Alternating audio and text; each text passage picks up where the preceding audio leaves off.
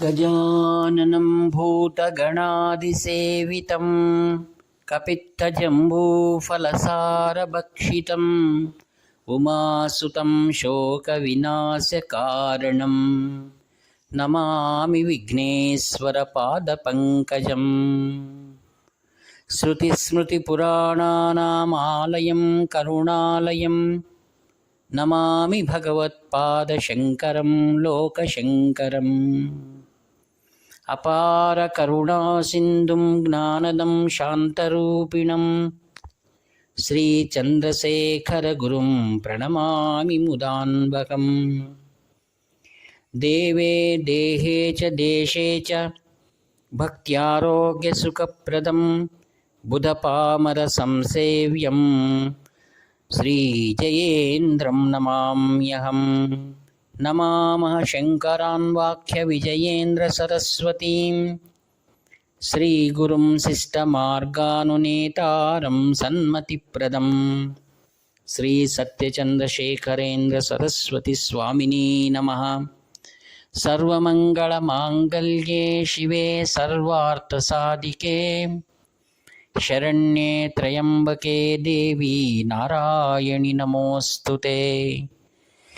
ఆత్మీయ మిత్రులందరికీ కూడా హృదయపూర్వక ధన్యవాదాలు తెలియజేస్తూ, కాంచి కామకోటి పీఠాధిపతులు శ్రీ శంకర విజయేంద్ర సరస్వతి స్వాముల వారు ప్రియ శిష్యులు ఉత్తరాధికారి అయినటువంటి శ్రీ సత్యచంద్రశేఖరేంద్ర సరస్వతి స్వాముల వారితో కలిసి ఉభయులు శ్రీ పాదుకా మంటపం లేక శ్రీ శంకర మఠం తిరుపతిలో వైభవంగా ప్రారంభించబడినటువంటి చాతుర్మాస్య దీక్షా వ్రతము దినదినము కూడా అనేక భక్తజనుల సందడితో జయఘోషతో హరహర శంకర జయ జయ శంకర అనేటువంటి జయఘోషలు వినిపిస్తూ ఉండగా, ఉదయకాలంలో శ్రీ సత్యచంద్రశేఖర సరస్వాముల వారు అష్టోత్తర పూజ గావిస్తారు. మధ్యాహ్నం పైన శ్రీ శంకర విజయ సరస్వాముల వారు మహాత్రిపుర సుందరి సమేత శ్రీ చంద్రమౌళీశ్వర ఆరాధన కొనసాగిస్తారు. తదనంతరం మరియు సాయంకాలం శ్రీ సత్యచంద్రశేఖర సరస్వాముల వారు అలంకరించబడినటువంటి మహాత్రిపుర సుందరి శ్రీ చంద్రమౌళీశ్వర వారికి త్రిశతి బిల్వార్చన చేస్తున్నారు. ఉదయం సమయం ఉన్నందువల్ల ఉదయం 7 గంటల నుండి దాదాపుగా 11 గంటల వరకు శ్రీ శంకర విజయేశ్వర స్వాముల వారు దూర ప్రాంతాల నుండి వచ్చినటువంటి అనేక భక్త జనులను వారితో సంభాషిస్తూ అనేకమైనటువంటి పరిష్కారాలు తెలియజేస్తూ వారిని అనుగ్రహిస్తున్నారు. సాయంకాలం కూడా తగిన సమయం ఉన్నందువలన దూర ప్రాంతాల నుంచి వచ్చినటువంటి అనేక సంఘ సంస్థల వారు కూడా శ్రీవారిని కలిసి అనేకమైనటువంటి మార్గనిర్దేశనాలను పొందుతున్నారు. ఆత్మీయులారా, 2 మాసములు అనగా 7 సెప్టెంబర్ 2025 వరకు కొనసాగించబడుతున్నటువంటి ఈ యొక్క చాతుర్మాస్య దీక్ష సందర్భంలో భక్తులందరూ కూడా శ్రీవారి దగ్గరికి వెళ్ళి తమ యొక్క విషయాలన్నింటినీ కూడా వారి పాదం చెంత సమర్పించడం ద్వారా కృతార్థులవుతారని మీకు మనవి చేస్తూ, ఆత్మీయులారా, ఈ యొక్క యూట్యూబ్ ద్వారా తెలుగులో 2 ఛానల్స్ను మరియు కన్నడ భాషలో 1 ఛానల్ శ్రీవారి కృపతో దినదినము కూడా ప్రజల చెంతకు చేరుతూ మేము అందించినటువంటి అనేక విషయాలను వారు మనసుకు తీసుకొని శ్రీవారి యొక్క దర్శనానికి వెళ్తూ అనేకమైనటువంటి అనుభవాలను పొంది ఆ యొక్క అనుభవాలను కూడా మాతో వారు పంచుకుంటున్నందువలన ఆ విషయాలను కూడా మీకు అందించడానికి నాకెంతో సహకారిగా ఉంది. ఆత్మీయులారా, అనేక విషయాలు ఎలా వెళ్ళాలి మరియు శ్రీవారిని సందర్శించుకునేటప్పుడు మనం ఆచరించవలసినటువంటి శాస్త్రీయమైనటువంటి కార్యక్రమాలు ఏమిటి అనే విషయాలన్నీ కూడా వారికి తెలియజేస్తున్నాం. ఆత్మీయులారా, ఈ యొక్క యూట్యూబ్ కన్నడ భాషలో చేసినటువంటి దాన్ని విని కర్ణాటక ప్రాంతంలో చాలా ప్రసిద్ధి చెందినటువంటి నాగలమడక మరియు పావగడ దివ్యక్షేత్రాలు ఉన్నాయి. ఆ ప్రాంతం నుండి ఒకానొక వ్యక్తి ఆయన పేరు చెప్పమని చెప్పారు, శ్రీ పరశురామ్ గారని. ఆయన ఎంతో సంతోషించారు. ఆయన ఊరి పేరు కూడా పరశురాంపురం. ఆయన మమ్మల్ని యూట్యూబ్లో ఉన్నటువంటి ఫోన్ ద్వారా సంపర్కం చేసి నాకున్నటువంటి బాధలన్నింటినీ నాకు తెలియజేస్తున్నప్పుడు, నాకు తెలియజేసిన అవసరం లేదు, మీరు వెళ్ళి శ్రీవారిని సందర్శించి వారిని మీరు ప్రార్థించండి, తప్పక మీ యొక్క ప్రార్థన వారు వింటారు అని తెలియజేయగా వారు ఎంతో భక్తి శ్రద్ధలతో వెళ్ళారు, శ్రీవారిని దర్శించుకున్నారు. తదనంతరం వారి కలిగిన అనుభవాన్ని ఈరోజు నాకు ఫోన్ ద్వారా నాకు తెలియజేశారు. ఆ విషయాన్ని యథాతథంగా మీకు తెలియజేస్తున్నాను.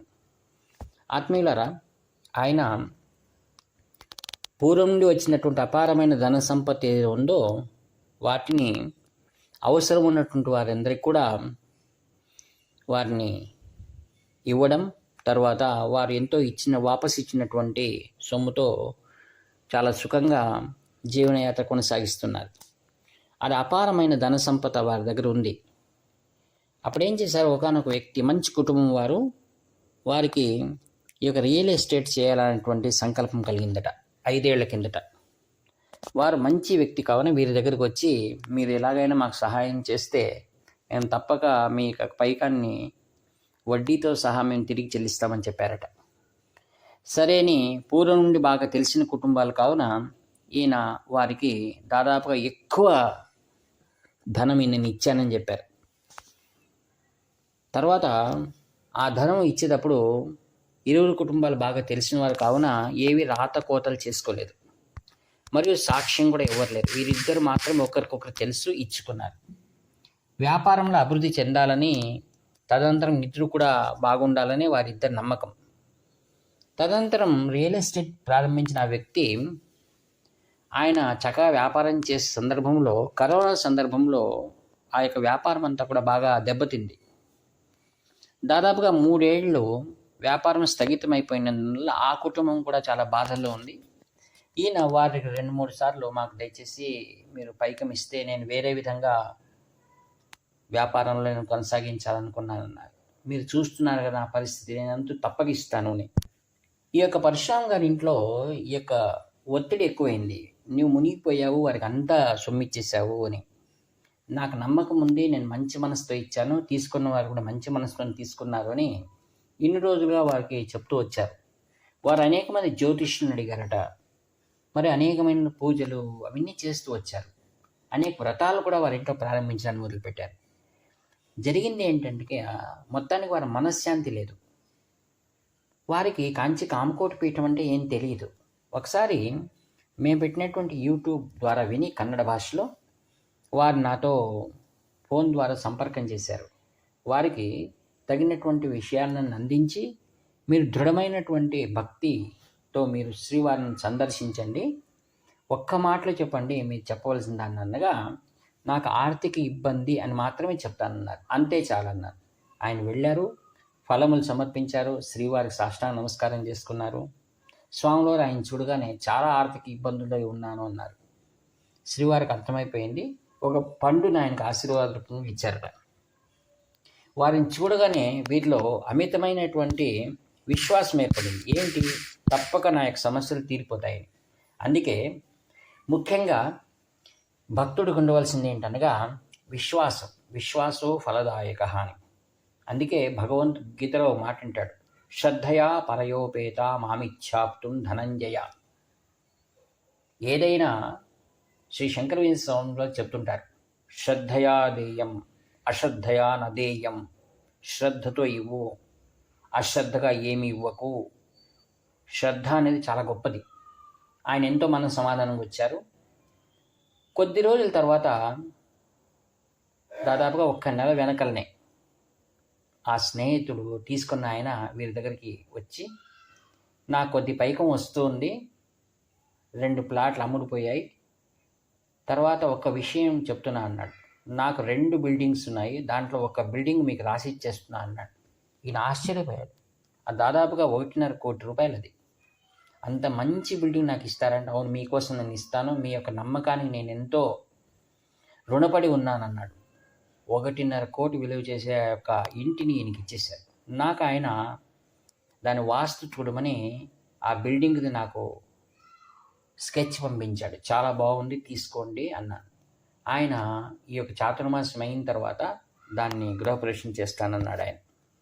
తర్వాత ఇంకో మరీ ఆశ్చర్యం అనిపించింది ఏంటంటే, వారం రోజుల కిందటనే ఆ స్నేహితుడు మరలా వీరిని కలిసి పిలిచి, నాకు ఇంతలోనే ఇంకా కాస్త వస్తుంది, దాన్ని తప్పకుండా మీకు అందించేస్తాను, మీరు ఇన్నాళ్ళు ఓపిక పట్టారు, దానికి నేను ఎంతో రుణపడి ఉన్నాను అన్నమాట. ఈ మాటలు ఇంకా దిగ్భ్రాంతి అయ్యాడు. తర్వాత ఈ మధ్యకాలంలోనే నేను మరలా శ్రీ శంకరేశ్వర స్వామి దర్శనానికి వెళ్తున్నానన్నాడు ఆయన. తర్వాత ఆశ్చర్యకరం ఏంటంటే, వారి స్నేహితుడు కూడా నేను మీతో పాటు వస్తాను, వచ్చి మనం ఇద్దరు కూడా వెళ్ళి మన కుటుంబాలతో వెళ్ళి శ్రీవారిని దర్శించుకుందాము అన్నారు. ఆయన నాతో ఏమన్నారంటే, నేను అన్నదానం కోసం ఏమైనా ఇవ్వాలనుకున్నాను, మేము వేరే జాతి వారిని తీసుకుంటారా అన్నారు. నేను అన్నాను, అటువంటిది ఏదీ లేదు, కాంచి కామకోటి పీఠం సర్వులకు కూడా అది అనుగ్రహిస్తుంది, ఏమీ నీవు అదింత కుటుంబము, కామాక్షి కుటుంబము, నీ బాధలను శ్రీవారు అర్థం చేసుకున్నారు, నేను వెళ్ళి బియ్యం ఇచ్చేసి వస్తా అన్నాడు. వద్దు, నేను అంత దూరం ఎందుకు తీసుకెళ్తావు, అక్కడికి వెళ్ళి ఆ బియ్యానికి అయ్యేటువంటి రుసుము ఏముందో దాన్ని అక్కడ చెల్లించు చాలు అన్నాను. ఆయన ఈరోజు ఉదయం మాట్లాడుతున్నప్పుడు ఎంతో ఉత్సాహంగా ఉల్లాసంగా తన విషయాలన్నింటినీ కూడా చెప్తూ వచ్చాడు. ఆయన నాతో ఒక మాట అన్నాడు, నేను ఇదివరకు కూడా ఎవరితో చెప్పలేని మాటలు మీతో నేను పంచుకుంటున్నాను అన్నారు. మీరేమీ చింతించకండి, మీ యొక్క విషయాలు మీ వరకు ఉంటాయి, నా వరకే ఉంటాయి. ఆయన ఏమన్నారంటే, నేను అడిగాను, మీ విషయాలు ఒక భక్తుడుగా నేను ఇతరులకు నేను పంచవచ్చా అంటే, అవశ్యం పంచండి, ఎందుకంటే ఈ తరుణంలో శ్రీ శంకర విజయ సరస్వామిలో మహిములు ప్రజలు తెలుసుకోవాల్సిన అవసరం ఉంది. ఏ విధంగా కాంచీ పరమాచార్య స్వాముల వారిని ఆ రోజులో తెలుసుకోలేని వారు తర్వాత పశ్చాత్తాపడ్డారు, వారిని దర్శించలేని వారు ఎంతో బాధపడ్డారు. అలా కాకూడదు, మహాత్ములను యోగులను దర్శించుకొని మన జీవితంలో మనం ఏవైతే ఉన్నాయో మనం వారు దర్శించిన పుణ్య ఫలితాన్ని మనం పొందాలన్నారు. ఆత్మీయులారా, ఒక విషయాన్ని ఇక్కడ చెప్పదలుచుకున్నాను. మానవులకు వచ్చేటువంటి కష్టాలు భగవంతుడు మనకి ఇచ్చినటువంటివి కాదు. అది మనం వెనకడి జన్మలలో మనం చేసుకున్నటువంటి ఏవైతే కర్మలు ఉన్నాయో అవన్నీ వాసనలుగా ఈ జన్మలో మనకు ఆ కాలంలోనే ప్రాప్తిస్తాయి. అంటే నీవు వెనకల జన్మలో ఏ సమయంలో అవి చేసావో అవే ఈ జన్మలో ఆ సమయంలోనే మనకు తలుపు తట్టి లోపలికి వస్తాయి. వాటిని పోగొట్టుకోవాలంటే మనం ఏం చేయవలసింది ఏంటి? భగవంతుణ్ణే మనం ఆశ్రయించాలి. ఈ విషయాన్నే భగవద్గీతలో కూడా శ్రీకృష్ణ భగవానుడు అర్జునుని సెలవిచ్చాడు.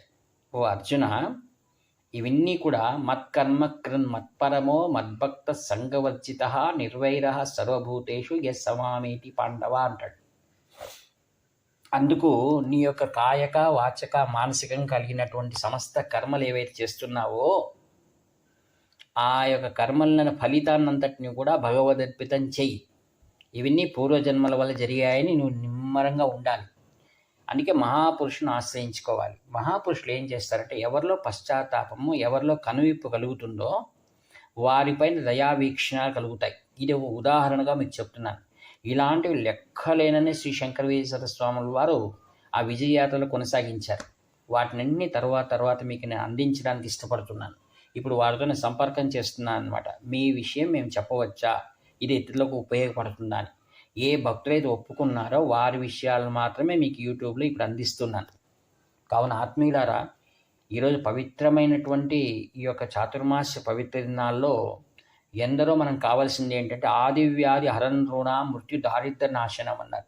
ఆది వ్యాధులు హరన్ రుణ, అప్పులు అని తీరిపోయి ఆర్థికంగా సబలీకృతలు కావాలి, బుద్ధి కూడా సఫలీకృతం కావాలి, మనస్సు ప్రశాంతంగా ఉండాలి. అటువంటిది కేవలం సద్గురు కృపా కటాక్షం వల్ల మాత్రమే కలుగుతుంది తెలియజేస్తూ, మహాత్ములకు అవతరించినటువంటి శ్రీ శంకర విజయ సరస్వతి మహాస్వాములు దివ్య పాద పద్మములను ఆశ్రయించి వారి కృపా కటాక్షాలు పొందిన మన జీవితాన్ని తరింపు చేసుకోవాలని ప్రార్థిస్తూ ఈ వాక్పుష్పములన్నింటినీ కూడా శ్రద్ధతో నిరహంకార భావంతో శ్రీవారి దివ్య చరణపదము సమర్పి సెలవు తీసుకుంటాను.